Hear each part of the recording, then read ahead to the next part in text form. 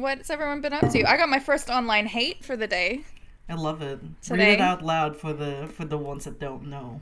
I've been loving starting fights with people online lately. Ew, who are you? Yeah, I don't know. Why are you an angry warrior woman now? Not like righteous fights, like any fight is unrighteous a righteous fight. Yeah, I'll just. Okay, this is from Mora, who if you haven't listened to me on my friend Sandro's podcast, Oldie But a Goodie, which is a great podcast by two very funny people about old forgotten movies. You should check it out. But anyway, I was on their episode for Blame It on Rio, which is a weird, creepy, vaguely pedophilic film by the guy who did Singing in the Rain. Oh, all I know about like Blame late It on in his Rio career, I is know. Bianca Del Rio once said, "Blame it on Bianca Del Rio." So that is my only. Okay. That is my only reference for this movie. I think it's 85 or 84. It stars Michael Caine. Oh. And it's awful. It's awful. But anyway, on our podcast for that on YouTube, someone commented, "Greek movie for the time. Make a better one just because you have an opinion, Sandy, bitch." Greek movie? Maybe he's been listening to our podcast. Yeah. And unfortunately, YouTube hit it because it has the word bitch in it, which is sad because I was gonna have a conversation with that young man. Oh, don't have a conversation. Just post it somewhere. Stop picking fights with people online. I don't like this side of you. I love it. Who are you? Someone of consequence, man. As soon as you start getting hate, that you know you've made it. You get one hate. I got one hate that was singular. Might not even have been hate, except for the word bitch. Yeah, unless he thought you guys were friends, like Sandy, bitch, bitch, focus. It's time to stop thinking about stupid boys and start thinking about the only thing that's really important in this world, in this life. The devil himself. Classic literature. Yep. And this is a literature. And this is a literature, and that's Sam. And I'm Sandy. We're back. Whoa. We are back. Thank you for being patient with us. Thank you for listening and engaging and good luck with school. Oh yeah, school's starting back up. We're here for you. Yeah. Kids. And if you honestly if you have a book you want us to do, send the Instagram. Yeah, send it through to the comments, and we'll force Sandy to do it. Shoot us a little message at Illiterature_podcast on Instagram, and maybe we'll do it, and it'll be a fun time, if you're studying something in high school or uni or, I don't know, community college or wherever you are. Community college. I'm trying to remember what I did for high school, and it was The Reluctant Fundamentalist. I was really excited to do 1984, but we didn't end up doing that. Oh. Did you read it, though? Yeah, no, that was my favorite book in high school, kind of. Oh, well, that's better than some of the other ones that we've had. Okay, Fight Club was also up there. Oh, God, that's Catcher in the Rye. It's really, embarrassing. It's an embarrassing movie. It's an embarrassing... I know, I love it. I was watching it, and I'm like, Jesus Christ, really? I let this define my identity? This is who I was? It's like when we were watching Gone Girl... yeah, I was like, people don't speak like this, right? Yeah, we were blazed, to be fair, but we were talking about, we were just, squinting at the screen, being like, this is fake. This is... I'm like, normal people do not speak like this. This is... I know, with the covering his chin thing, and I'm just like, huh. And I love Gillian Flynn. I still love the movie. I'm just like, yeah. Did I think this was realistic? Yeah, did I think this was, cool? Did I think these people were cool? I think we did. I think we really did. And that's probably the worst part of it all. Yeah. All right, do you want something else? Yeah, let's start on the devil. Let's hang out with our buddies down there. Paradise Lost by John Milton. Published in 1667, which is actually way earlier than I originally thought. Because I was thinking, this, I don't know why, but I associated Milton with, Byron and Shelley and, the romantic types from the 1800s. So, it's what sucks? Passions and poetry and the devil. If he had only published it a year earlier... I know, 666, amazing. He finished writing it, but then there was, executive meddling. And they were like, no, we can't put it out till next year. He's like, fuck. He's just like, come on. This was my biggest gimmick. But I just love the idea. So this is like when the Salem witch trials are happening. Well, so for context, the Salem witch trials were in 1692. Oh. So actually like 30 years, a little bit less than 30 years after he writes this book. So literally, maybe he gave them some ideas. Yeah, Reverend Dilbert's over here from the Scarlet Letter. I forget his actual name.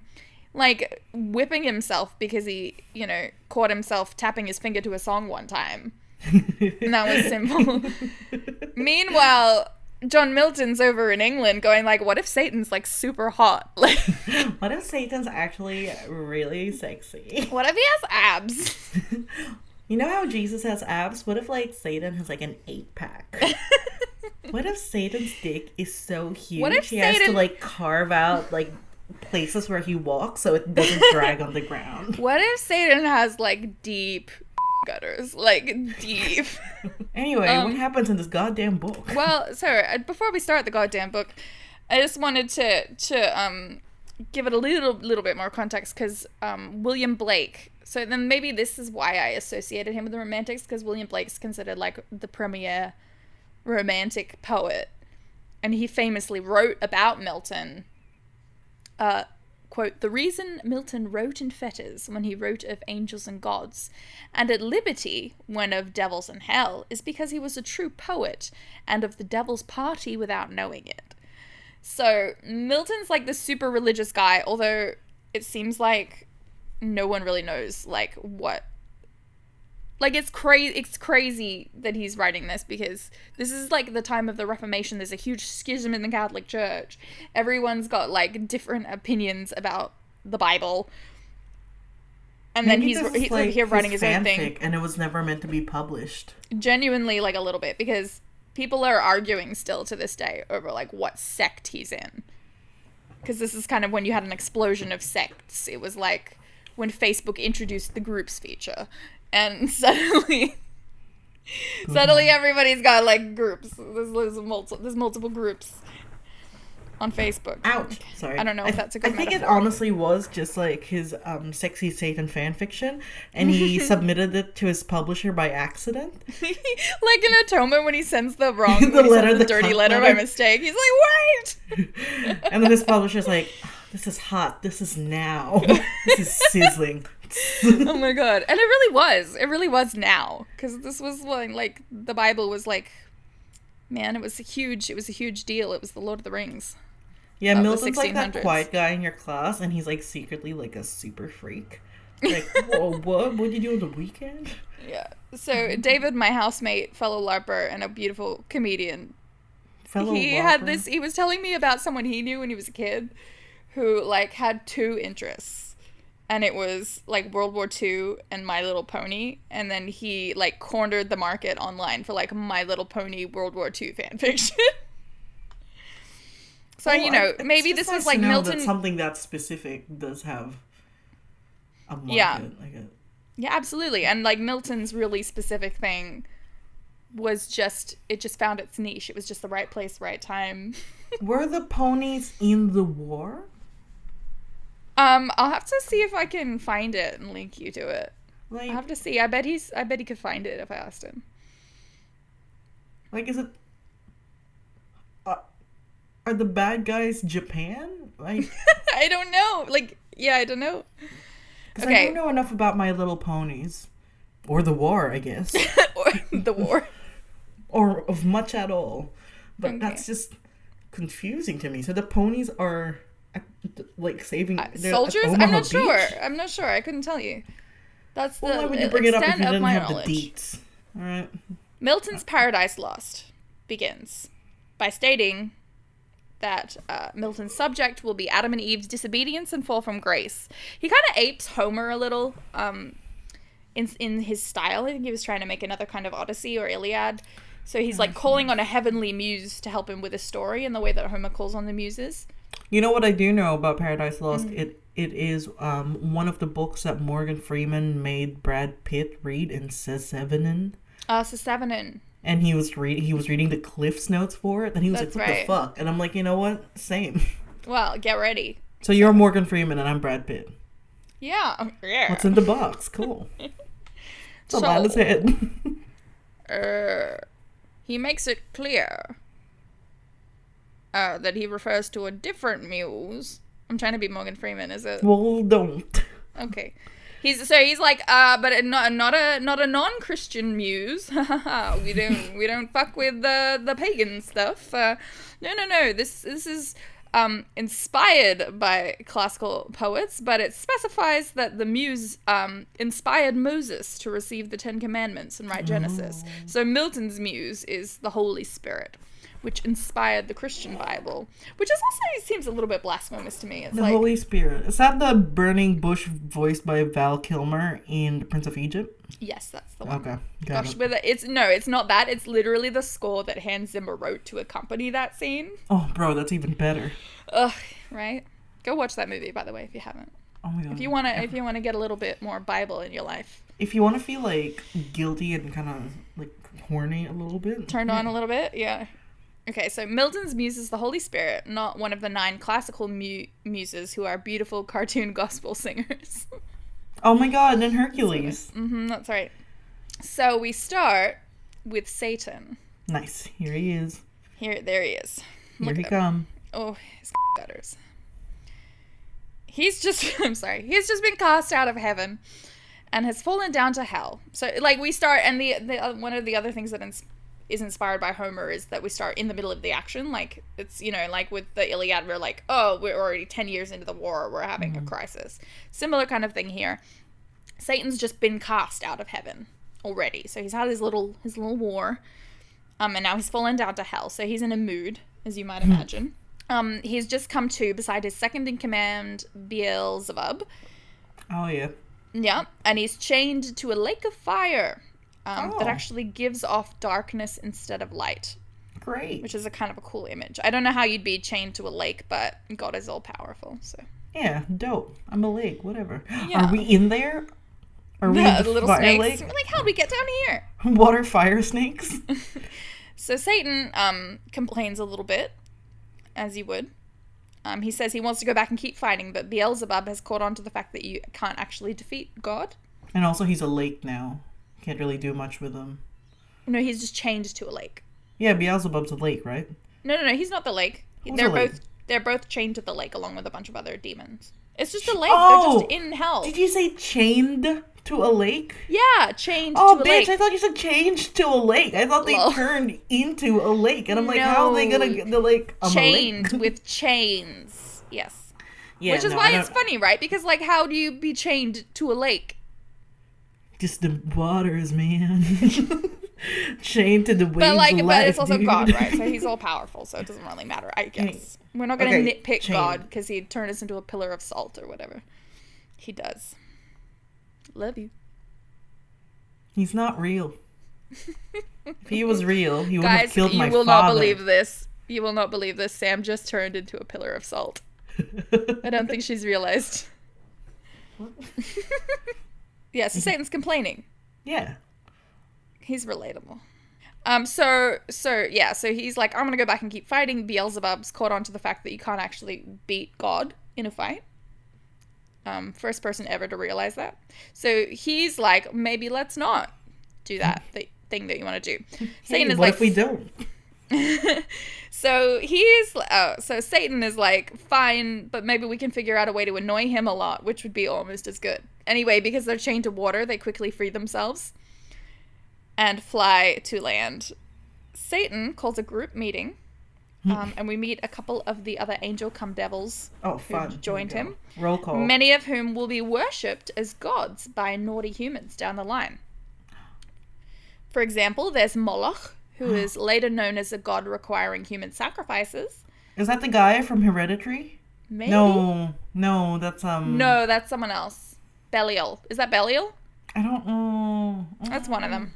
Alana, can you look out which one's from? Alana, please look up what devil they were worshipping in Hereditary. Thank you so much. I wonder if he does come up in here. Oh. Moloch. Moloch's in Metropolis, that famous 20s movie. I think Moloch is the god that they worship in that one. He's like the god of gold and riches or something. And we also have Belial. He's there, who's lewd and lustful, among other things. You can probably find a list of all these demons online somewhere. There's probably a poster of all of them on a website that sells crystals. Oh my god, like a Friends poster, but it's just the demons.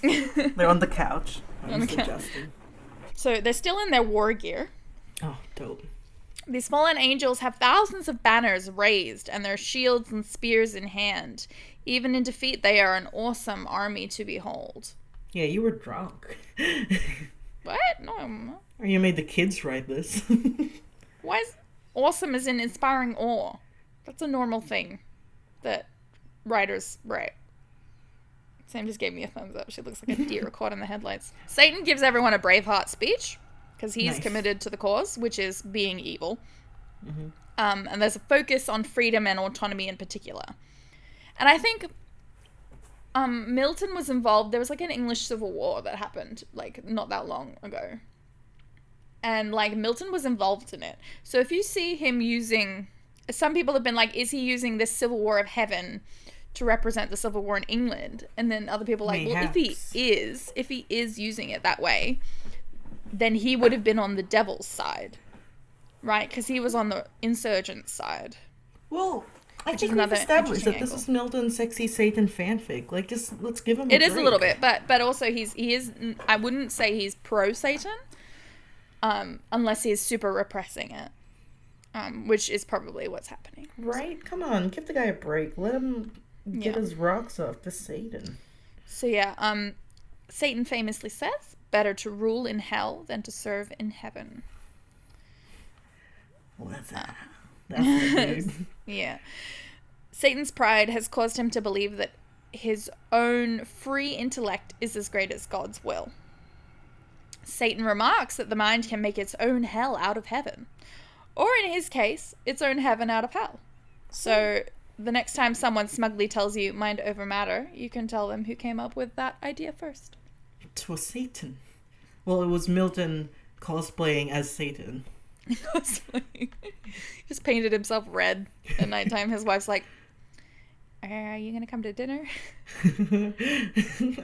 I don't want you to get the red paint all over the chairs again.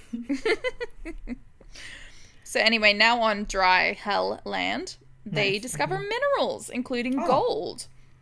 Dope. So they put, I don't know, it's just lying around, I guess.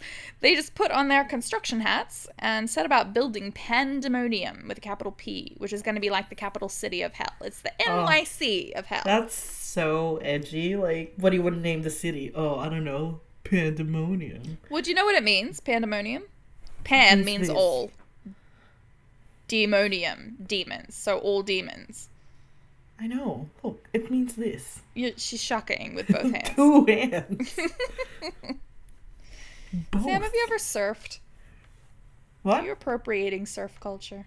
I'm appropriating surf culture. My favorite movie is Point Break. How dare you? It's not. Is Point Break about surfing? Have you not seen Point Break? No, I haven't. And you know what? I was actually thinking about Cape Fear, so... Oh my god. Keanu Reeves just like, why is Robert De Niro here, man? And he's just under the car or whatever. Dude, you gotta watch Point Break. It's Patrick Swayze and Keanu Reeves, and they're I kind of know what happens because in Hot Fuzz, he's like, and then he fires his gun into the air. Is that one? Yeah. Okay. I can't believe you haven't seen it. You would love it. It's just maybe we can add it to our list when we're allowed to see each other again. The first thing I want to watch when we are allowed to Interview with a Vampire. Vampire.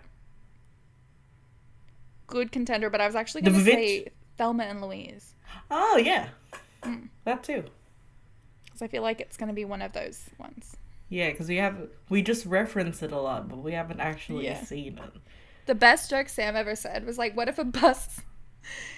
Or there was someone said, and then the bus drives off a cliff. And then Sam was like, yeah, like Thelma and Louise and Louise and Louise and Louise and Louise. I don't remember making that joke, but I'm glad I've got an advocate for it. Yeah. Anyway, where was I? So, Pandemonium, we built this city, and then I put in brackets, but it's small, and then they shrink themselves. And I'm not sure, I can't remember exactly what happened in the poem. But yeah, like they make like a model city and they're like, nice. And then they're like, let's shrink ourselves. God won't find us now. If we could do that.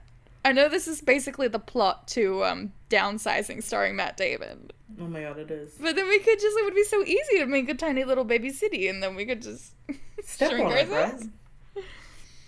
Or alternately, grow giant to build real cities and then shrink ourselves back to normal size. Wait, no, that's so much harder. Well, how do you know? I just want I'm sorry, to do be you have contentious. experience? Okay. So this is, Pandemonium means, of course, the place where all the devils are, in Latin. Because they are now demons, you see, formerly rebel angels. It honestly sounds pretty swanky, this city. Well, it's made of gold, isn't it? Or they just discovered gold? Yeah, we're in the tiny city. We're about to have a huddle. Oh, yeah. That's what happened. War. We're going to the war room with the pool table felt or whatever. They always have that table with the pool table felt on top of it. A big round table. All the pool table. CIA guys, you know what but it's not. Oh, like in Game of Thrones, and they have the little miniature kind of things of things, and they're like, oh, check us out. War table. War table. In the war room. But it's demonic, so. Demon war table. So it's just dicks. In the demon war room. I'm gonna gloss over that, and we're gonna keep going. Okay. So they debate whether they should begin another war with God. Moloch wants to fight, but everyone else is kind of over that. Then Belial is like, let's just do nothing.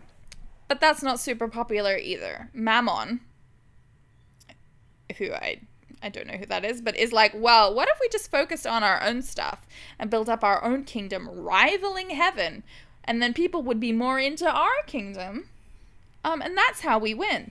Mm-hmm. And then Beelzebub suggests that they attempt to corrupt God's rumored new creation, which obviously is Earth and humankind, but it's just, at the moment, it's still in the works. It's you know, like it's Disney and DreamWorks. They've heard that, you know, God's got this great new movie starring ants planned, or maybe we should make a movie about ants. But better, A Bug's Life, yeah. That was good. Yep. That was a good metaphor. Thank you. That was good. Okay.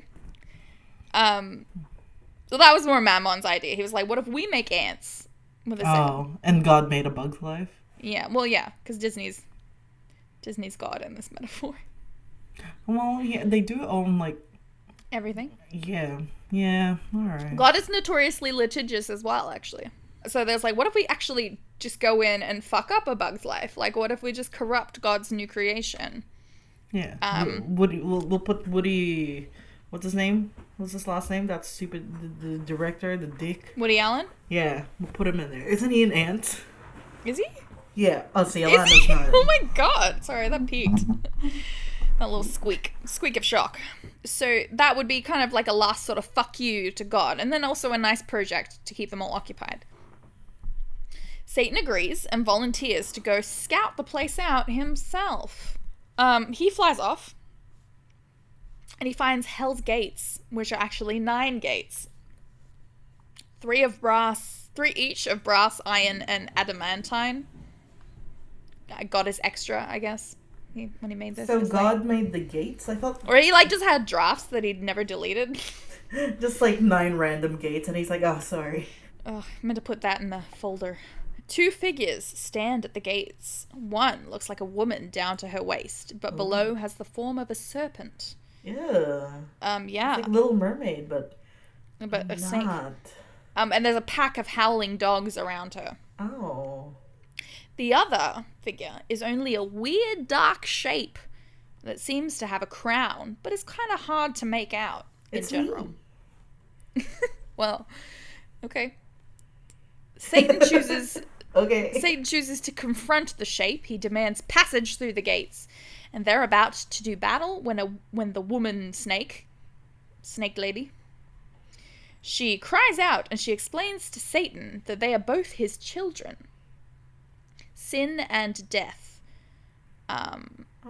who eventually follow him and help build a bridge between hell and earth. So while Satan was still an angel, she sprang forth from his head, a la Athena being birthed from Zeus's head. That's another thing he nicks from Greek mythology.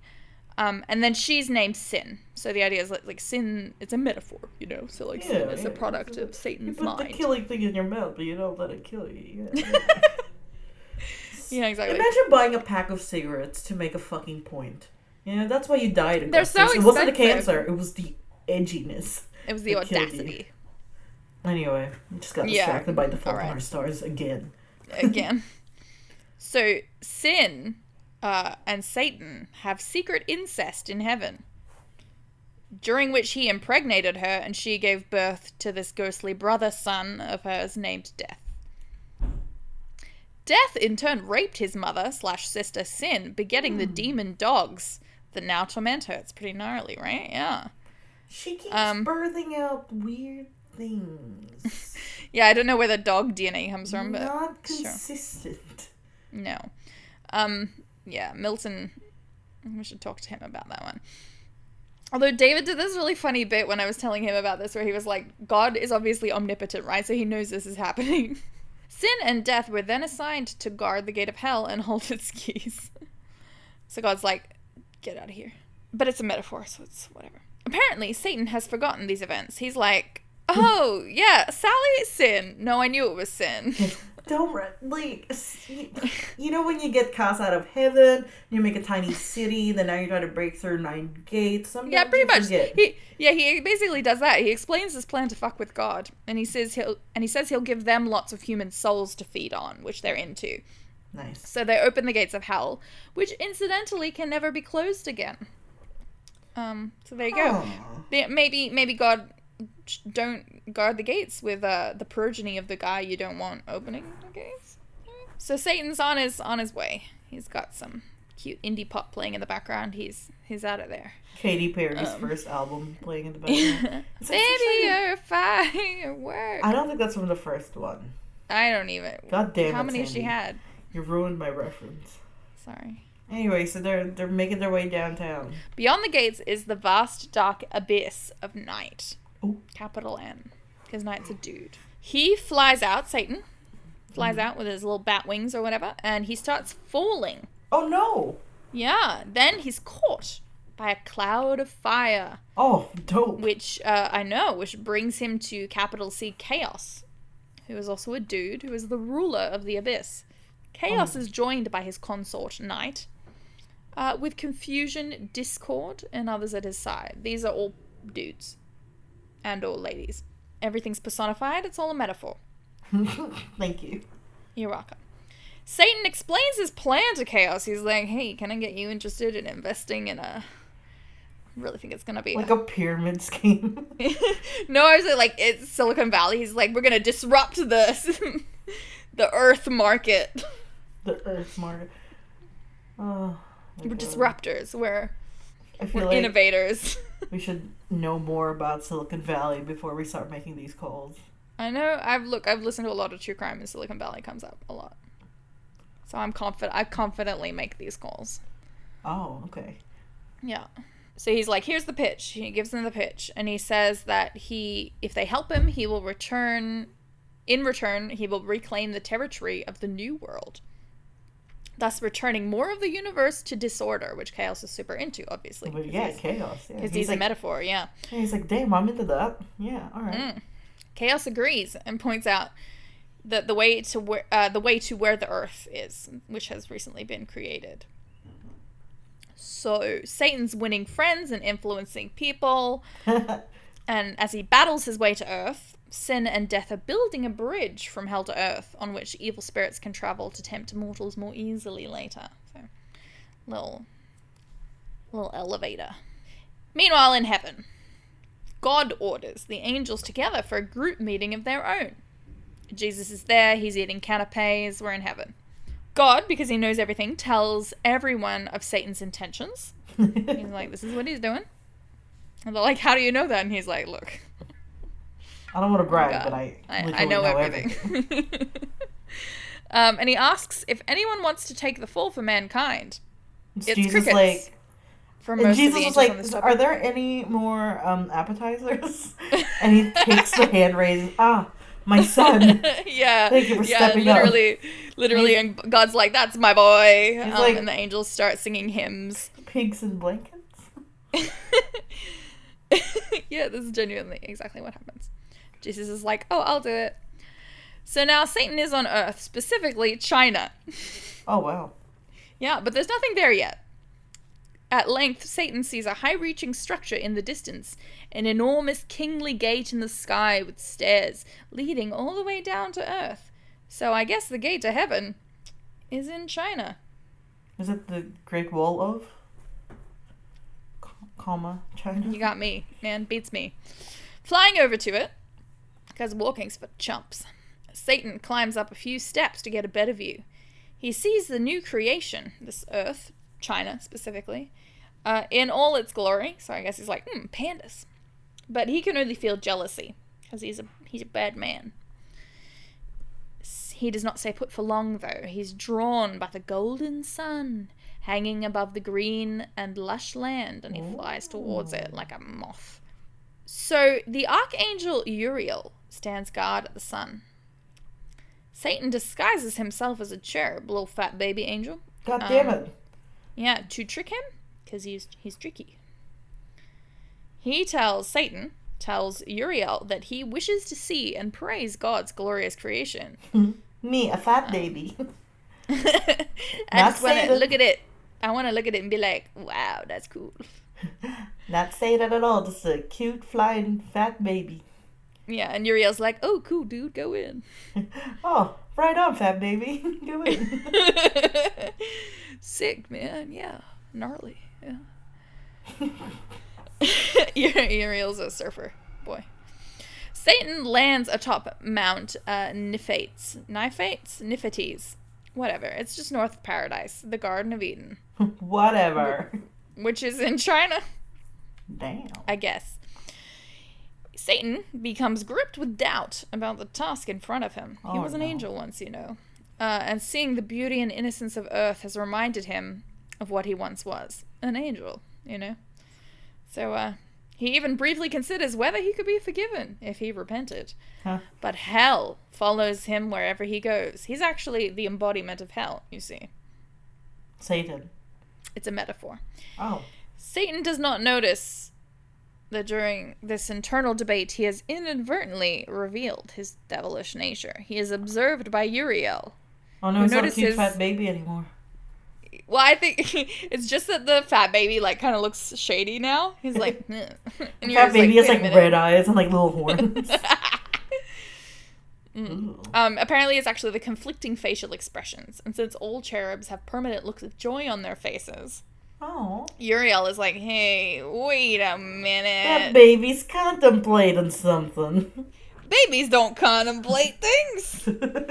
Hey, baby, get over here. Who, me? Or no, it's just saying goo goo gaga, but it's got subtitles like in A Series of Unfortunate Events. Yes. I love that. I love the movie version. Fuck anyone who says it's not a good version. It's so good. Fuck all y'alls. That is the iconic opinion here of the day. Lemony Snicket OG movie starring Jim Carrey. And Jude Law as Lemony Snicket. Oh yeah. Oh, he voiced it. That's why he Jude sounded Law, so sexy. Talented Mr. Ripley, and he's just. Oh, speaking of, do you have anyone you want to cast in any of these heavenly roles? Oh yeah, shit. All right, so God is Kurt Russell in Sky High. And Jesus is Jack Black. Sky High. Jesus is Jack Black. Yeah, okay. It's better, actually. With the canapes, he's like, you got any more? It's like stuffing deviled eggs. You got any more of those arancinis? Satan eggs. I don't know. Whatever. Like, Satan invented them, and they're like, oh, we should really call them something else. They're like angel eggs. Yeah, Jack Black's Jesus. Satan is God. Who was like beautiful and in pain all the Brad Pitt in Interview with a Vampire. Actually, can it be Tom Cruise in Zac Interview with a Vampire? But like High School Musical Zac Efron, where he's like bad on it. If anything, Zac Efron would be the guy that's like the one that wants to keep doing the fight. He's like, gonna get ahead in the game.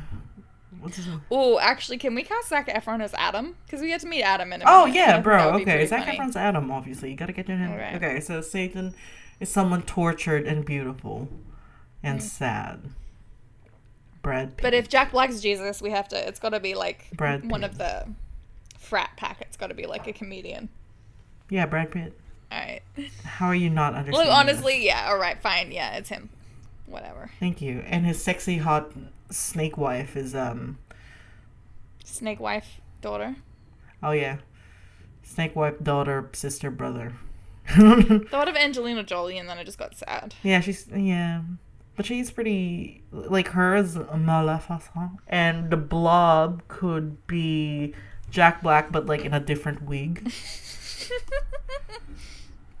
In one of those green motion capture suits. Yeah. Turn him into just smoke. Benedict Cumberbatch is like Smaug. You know, he's got the things on his face and he's like... I love watching him move because it's just like, you look like an idiot. You weird hammerhead shark. Or like Dan Evans in Beauty and the Beast, and like he had that suit on, and then like Emma Watson deserves an Oscar for not like shitting herself upon seeing him. So Uriel's like, I'm gonna report this baby to security. Meanwhile, Satan leaps over Paradise's wall and takes the form of a cormorant. Which is a large bird, a cormorant bird. It's a big bird. Ah, big bird, thank you. He perches himself atop the Tree of Life, which is the tree next to the Forbidden Tree of Knowledge. Nice. It's like the, Don't. It's like the Ringo to the Tree of Knowledge is Paul McCartney. No one remembers it. Alana's so angry at me right now. She's gonna cut all of that out. She's cutting out this entire episode. Yeah. It's just gonna be... It's just practice. Just silence for an hour and a half. Yeah, she's nodding. Yeah, okay. So he's on that tree. He sees two naked people. And then he's like, okay, this must be them. Zac Efron. So we switch to Adam and Eve's perspective for a second. Long enough to hear Eve mentioning how when she first came to life, she found a river and followed it upstream to its source. Oh, Vanessa Ann Hudgens. Yeah. She's got to go her own way. Her path led to a clear, smooth lake, and Eve looked into the lake, seeing her own image in its surface, which she soon discovers is her own and falls in love with, because women be vain. That's true, yeah. She hears a voice explaining to her that she was made out of Adam. His rib, yeah. Yeah, and with him she will become the mother of the human race. Great. And that he's the one she should be into instead. So when she sees Zac him, she's Efron, like... so. Yeah. When she sees him, she's like, ugh, really? So they're also talking about how God told them they could do anything except one thing. The funnest thing to do. Man, I hope that Satan's not listening. Eat the forbidden fruit, obviously, of the tree of knowledge of good and evil. And Satan's like, aha. Aha. Because he was happening by. Is that a wish I hear? Uriel comes over to Gabriel, another angel who's chilling, minding the gate of Eden. He's the gate guy. So Uriel comes over to Gabriel at the water cooler of knowledge or whatever. And it's like, I think Satan's in the garden. And Gabriel is like, oh, heck. And he sets out to search for him with his fellow security angels. What's that baby? Adam and Eve, done with their day's work, are frick-fracking. Mm-hmm. Except Milton assures us that this is fine because they're married.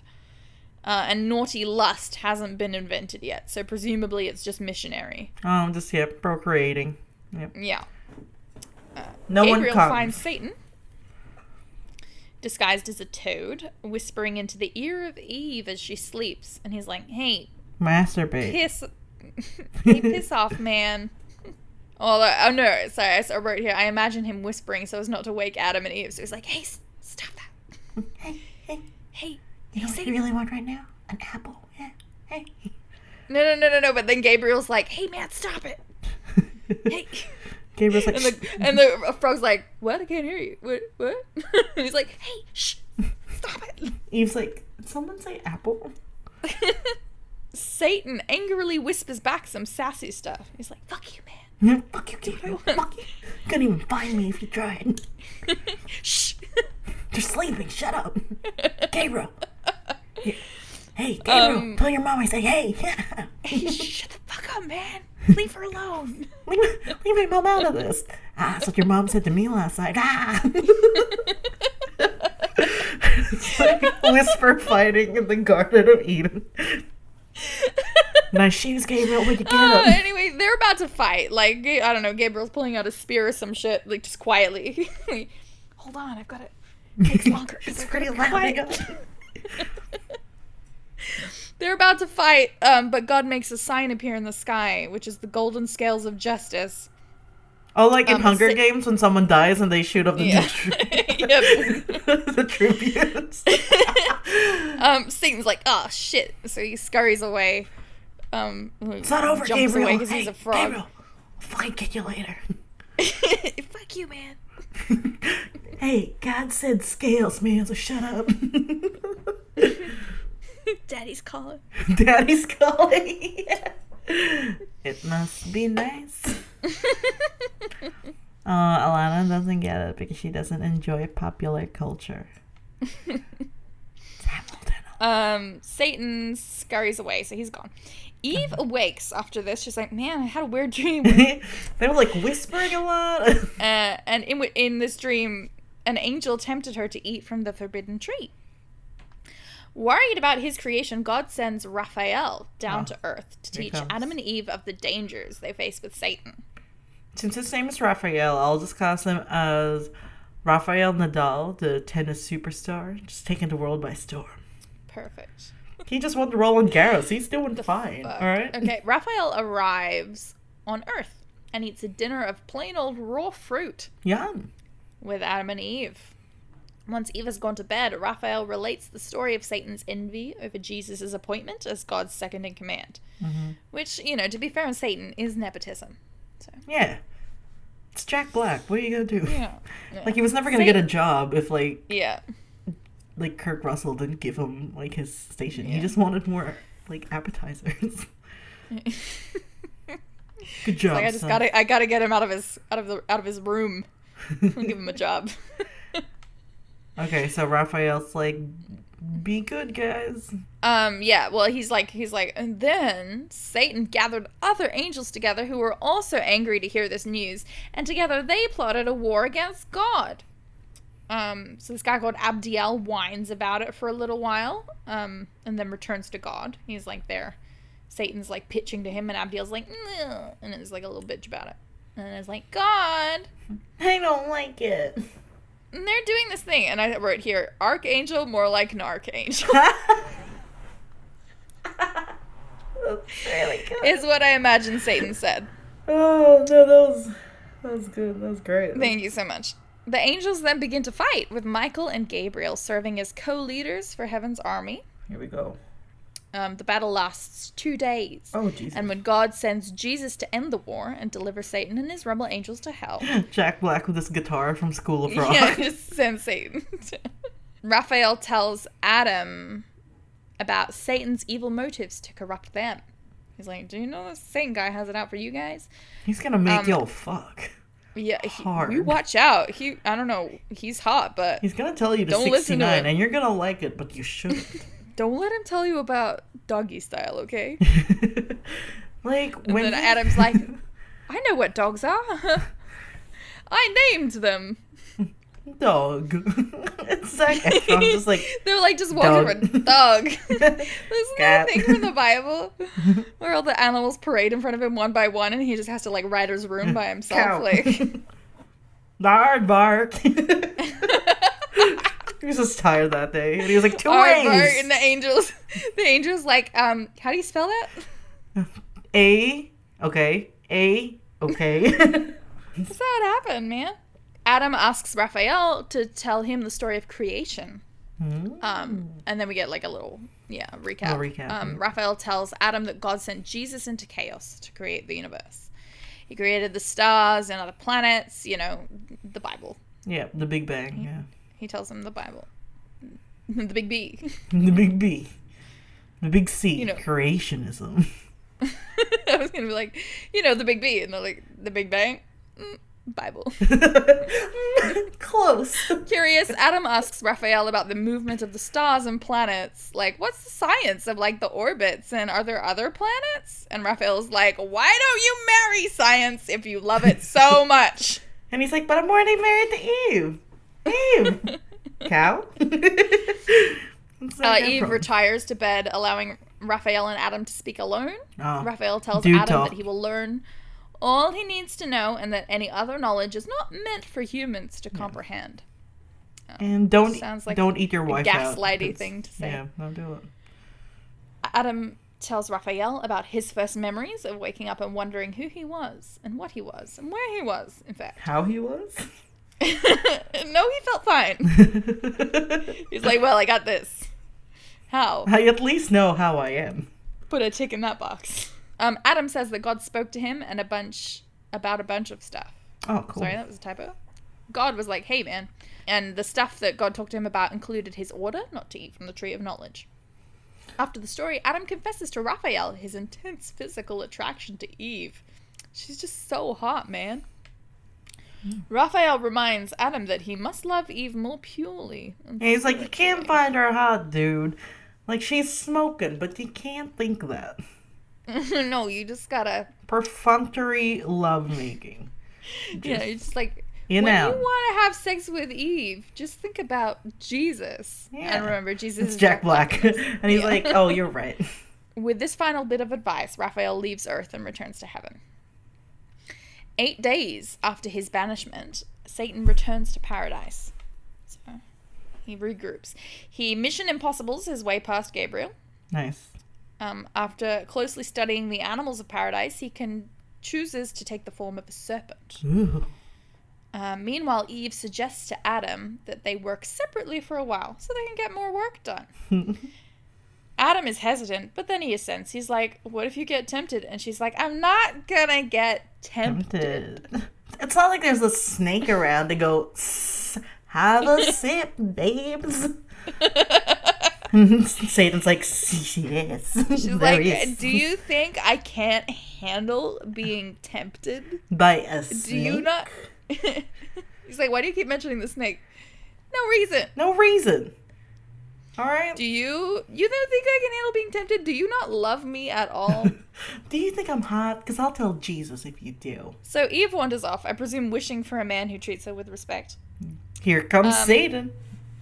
Who should happen by at that moment but the dark gentleman himself. In his snake disguise, he talks to Eve and compliments her on her beauty and godliness. He's like, nice tits. Where'd you get them? Hey, baby. Hey, baby. He's like catcalling her, like, woo! I can't whistle, so I just went, he pokes her boobs with his snake tail and he goes like, wah, wah. Don't look now, but my snake dick is pretty hard. And it's like...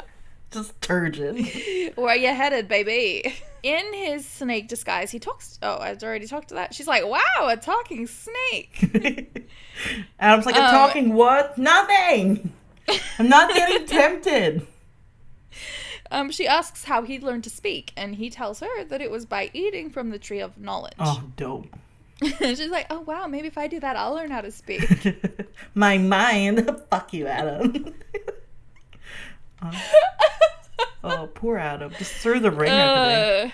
Ooh, okay, so the snake, Satan, tells Eve that God actually wants her and Adam to eat from the tree and that his order is actually a test of their courage. Nice. He's like, God just wants to know if you're a pussy or not. Got it. It's like and it's like a pledge, like they're hazing them. Yeah. She is hesitant at first, but then reaches for the fruit from the tree of knowledge and eats it. Nice. She becomes distraught. She's like, oh shit, I fucked up. And she searches for Adam. Adam, meanwhile, has been busy making a wreath of flowers for Eve for her hair. Nice. I know. Thanks, when Eve finds Adam, though, he must realize what's happened because he drops the wreath of flowers to the ground in slow motion. She probably just looks like she knows too much. It's got that face. And it's just like, like Christopher Nolan Inception horns blasting in the background. Like just this wreath of flowers just landing on the ground. In slow-mo, like, the truck going into the river. So yeah. Blah. Blah. Yeah, exactly. You know what I mean. I know exactly. You get it. I got you. He's like, you ate from the tree, didn't you? You got tempted by a snake, didn't you? Like you said you wouldn't. Knowing that she has fallen, he decides that he would rather be fallen with her than remain pure and lose her. It's kind of nice. But also, he's a gaslighting son of a bitch. So. Oh, Zac Efron. So he eats from the fruit as well. Adam looks at Eve in a new way. And A together sexy way. they turn to lust. But this time it's immoral. I don't know, maybe they start getting some of the vegetables involved. No, I reckon he just finds her clitoris, and that's why it's immoral. Like, she orgasms, and God's like, that should not be happening. Stop it. This is a boys' God, club. having heard the orgasm of Eve, immediately knows of their disobedience. Yep. Obviously. He knows everything. Except how to please a woman, apparently. Yeah, God is like, this may seem far-fetched, but I know literally everything. And then his wife's like, except how to find a fucking clitoris. Jack Black's like, Mom, gross. Gotcha. Good one, Mom. So God tells the angels in heaven that Adam and Eve must be punished, but with a display of both justice and mercy. So he sends Jesus to give out the punishments. Okay. JC first punishes the serpent, whose body Satan took, and condemns it never to walk upright again. Ew, Like, the snake used to walk upright before it got punished? yeah, apparently that's why they walk on their bellies or something. That's disgusting. I'm glad they did that. I would hate to see a snake just upright coming towards me. Terrified. Just wobbling back and forth Yeah, like, it's hey, like- lady.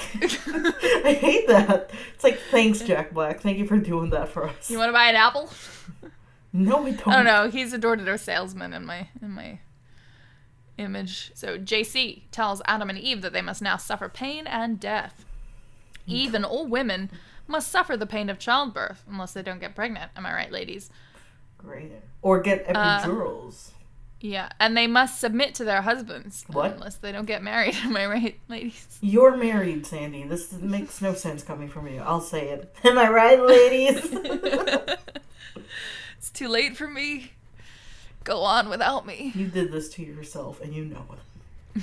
You proposed to your own damn self, and Josh was like, I guess. Oh yeah, I'm here like, and must submit to their husbands. Which, by the way, they were making her do before. Yeah, they were like, yeah, do what you want. Just don't eat the apples, alright? Don't do it. And Adam and all men must hunt and grow their own food on a depleted earth. Oh. Yeah. Adam caused global warming. Oh my god. Oh my god. Meanwhile, global warming is original sin. Meanwhile, Satan returns to hell, where he's greeted with cheers and maybe like a cake. They're like, welcome back. Love you, You know, right? But then the cheers turn to hisses Oh. because everybody was suddenly turned into snakes. Oh, fun. Shortly thereafter, they try to reach for fruit from imaginary trees that shrivel and turn to dust as they reach them, which is Snakes a Jesus don't eat prank that I think is going to be annual from now on. Is this like their version of Christmas? What? Yeah, like Satan Christmas, where they Satan all turn into Christmas. snakes and they're hungry and They the can't eat trees the are fruit, like, yeah. suck shit. It's like, oh, do you know what day it is tomorrow? Oh, you don't have to Fucking tell fruit me. day, yeah. It's gotta be like snake no fruit day again. You gotta come up with a better name for it though. Like, yeah, but I heard it's going to be like a hot snake no fruit day this year. What are you yeah, and the global kids gonna... warming, right? Adam. Yeah, man. What are you guys going back home for snake no fruit day? Gonna see your family for snake no fruit day. Yeah, I haven't seen my No, mom man, in a while. I don't, my family was never really celebrated Snake No Fruit Day, so I'm probably going to stay in the city and maybe just see them on the new year. You know, no snake, yes fruit day. God tells the angels, wait, where am I? I don't know.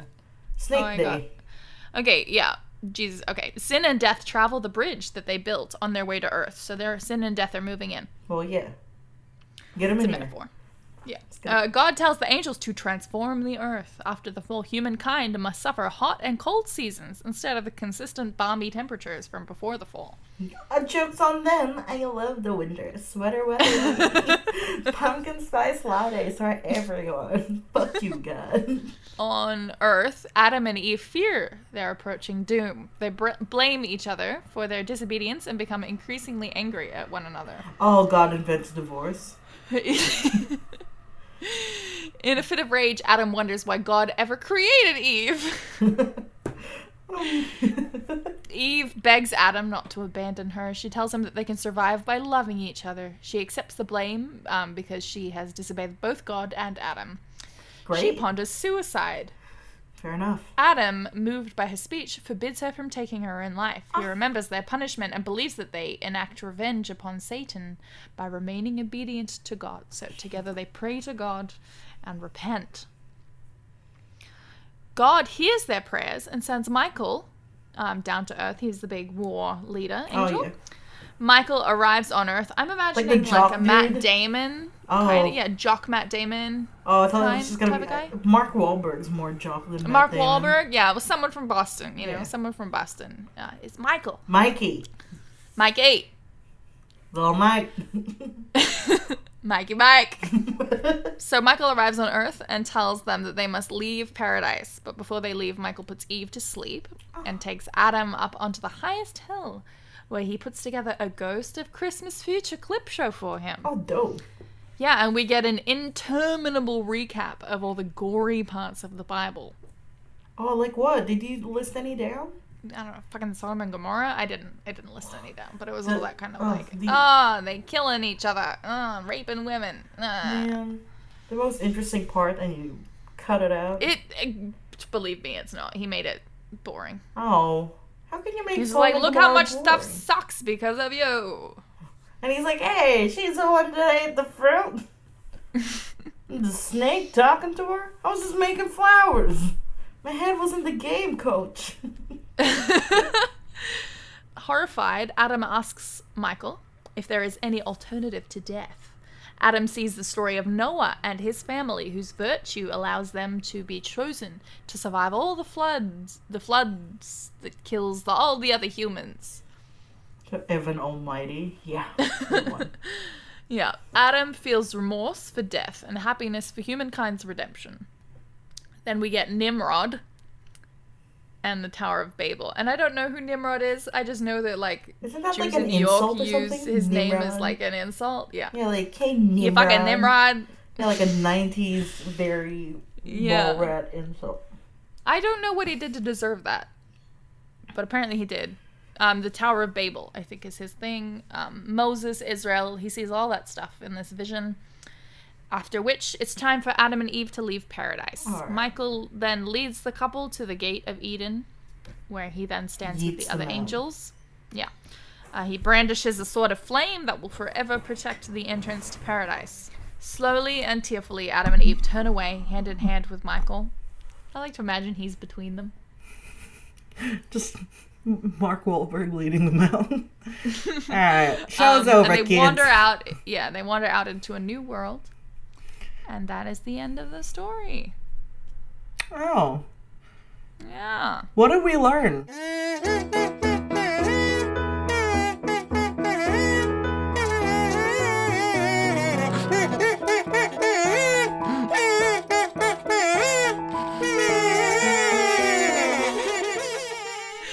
Happy Snake No Fruit Day. That's what I'm going to say this Christmas. Or Merry Snake No Fruit Day. Merry Snake, no fruit day.